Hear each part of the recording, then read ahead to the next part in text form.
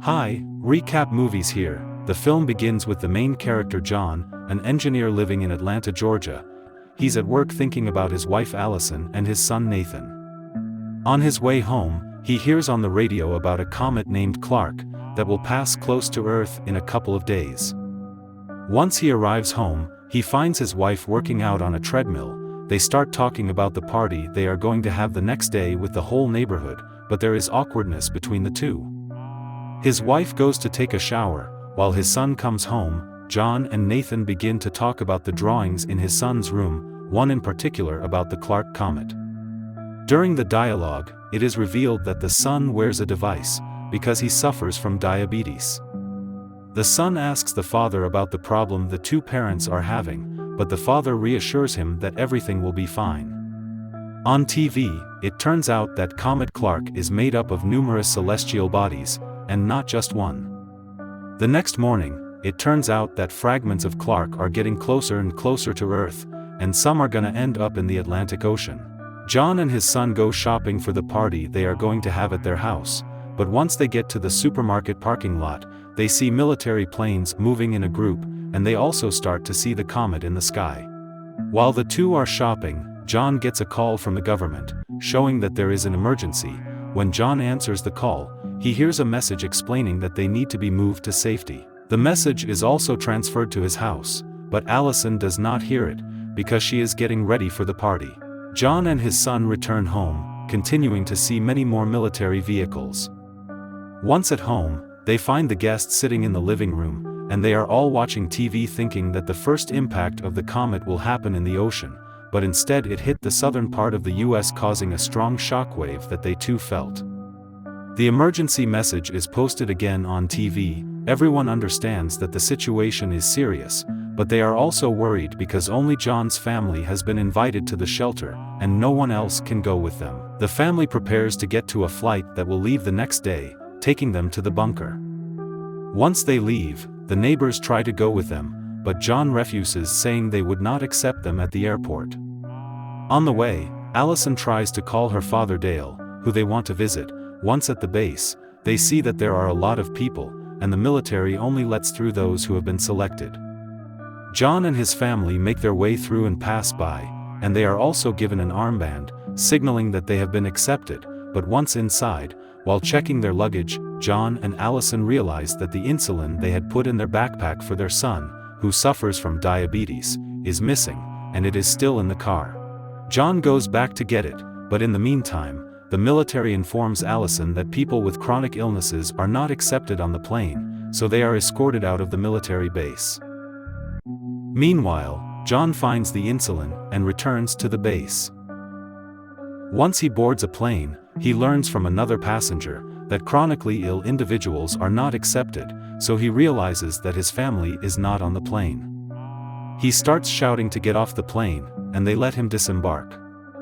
However, amidst the chaos, people outside have breached the perimeter, causing all the planes to explode. In the midst of it all, John heads towards the exit, trying to reach the car where he believes his wife and son are, but they have already left to go to the grandfather's house, leaving a note for John stating their destination. Once John reaches the car, he reads the message and tries to call his wife, but there's no signal. His only option is to head to the grandfather's house. Along the way, Allison goes to a pharmacy to get insulin for her son, who is feeling unwell, but as they search for the insulin, the place is attacked by a gang of thugs. The two manage to escape with two elderly individuals, named Ralph and Judy, who are also heading to Lexington, where the grandfather Dale is located. Meanwhile, John looks for a car that can take him to his destination, but time is running out as the fragments of the comet Clark draw near. John needs a signal to contact Allison, so he heads to a tall building, where he manages to call his wife, but there is no sound, due to the lack of signal. John finds a ride with people who are also going to Lexington, so he hops into their van. During the journey, he talks to a boy named Colin, who says that his family has also been selected, but he doesn't have a good relationship with them, so he's not with them. However, Colin tells him that the driver knows a pilot who can take them to a bunker in Greenland. John agrees, and tells him that he will bring his family and meet him there. Meanwhile, Ralph and Judy say that it's dangerous for a child to stay with a weak woman like Allison, so they throw her out of the car, and take Nathan with them, heading to the nearest airport, which is in Knoxville. They leave Allison stranded on the highway. Meanwhile, John notices that two passengers, jealous of his bracelet acquired at the military base, are looking at him menacingly and want to take his bracelet. John tries to explain that it would be useless since the bracelet is personal, but they ignore him. John and Colin end up fighting against these two men. The van abruptly stops, throwing everyone out. John fights against the attackers, killing one and scaring off the other, but he discovers that Colin died from falling out of the van. Meanwhile, Allison finds a ride that takes her to Knoxville Airport. When Ralph and Judy arrive at the military base in Knoxville, they tell Nathan to lie and say that he is their son. However, once in front of the military personnel, the child tells the truth, and the military saves him and takes him to safety. In the meantime, Allison gets out of the car due to heavy traffic, and once she reaches Knoxville Airport, she explains to the military what happened. They take her to the camp, where they are searching for Nathan, and they eventually find him. A nurse hears what happened and wants to help Allison and Nathan. She lets them get on a military vehicle that is heading to Lexington, where the grandfather lives. Meanwhile, John enters a house because he is thirsty and hungry. While eating, he sees on TV what is currently happening in the world. John finds keys to a car in a drawer and takes the car to head to the grandfather's house. Once he arrives, he discovers that Allison and Nathan are not there yet, but suddenly he receives a call from Allison saying that she has arrived in Lexington and is at a nearby bus stop. The four of them reunite and return to the grandfather's house.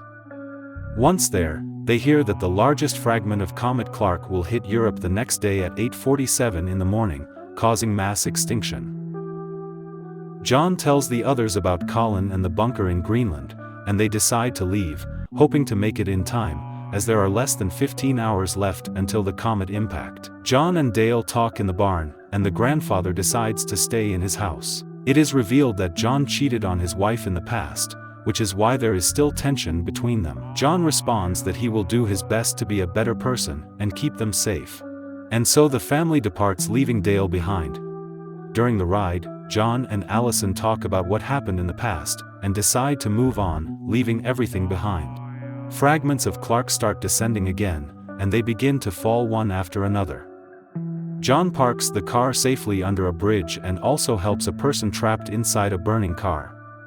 In the process, his arm gets burned. At night, they continue the journey, hoping to reach the airport in time to catch the plane to Greenland, as there are only 6 hours left until impact. However, when they approach the airport, they see that a plane is already taking off. John quickly tries to stop the last plane by parking his car directly in front of it. He gets out of the car and begs the pilot to let them board, despite the plane being full and the risk they are taking. Eventually, the pilot agrees, and they are allowed to board. The plane barely takes off. After a few hours of flight, they can see Greenland through the windows, but the plane starts shaking due to the shock waves caused by the debris from Comet Clark hitting the Earth. The plane crashes, resulting in the death of the two pilots, but fortunately, all the passengers survive. They disembark from the plane and make their way towards the bunker. Time is running out, and they have only a few minutes left. John and his family hurry to reach the military bunker, where they are seen and taken inside a truck that brings them to the entrance. In the sky, they can already see Comet Clark about to impact. They rush to take shelter, and at the last moment, they manage to close the bunker doors. They wait inside, frightened, believing it might be their last moments alive. A massive shockwave is felt, causing a power outage throughout the bunker. Eventually, the bunker doors open, revealing that 9 months have passed since the impact of Clark, and conditions outside have improved. Everyone is safe and ready for a new start.